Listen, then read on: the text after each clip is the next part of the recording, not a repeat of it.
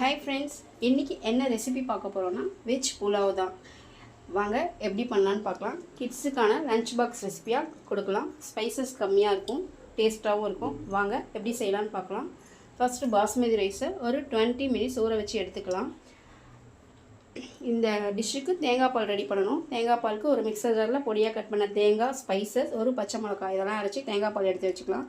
ஒரு குக்கரில் எண்ணெயும் நெய்யும் ஈக்குவலாக ஆட் பண்ணிடணும்.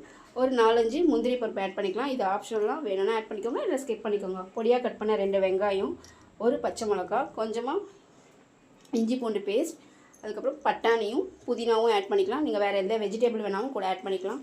தேங்காய் பால் அரைச்சி வச்சுருந்தேன், அதையும் ஊற்றி கொஞ்சமாக தண்ணியும் ஆட் பண்ணி, அதுக்கப்புறம் ஊற வச்ச பாஸ்மதி ரைஸை கொதி வந்ததுக்கப்புறம் ஆட் பண்ணி குக்கரை மூடி ஒரு 3 விசில் விட்டு எடுத்தால் டேஸ்டான வெஜ் புலாவ் ரெடி. இதுக்கு சைடிஷாக நான் கோபி மஞ்சூரியன் தான் ரெடி பண்ணியிருந்தேன். வீடியோ பிடிச்சிருந்தா வீடியோக்கு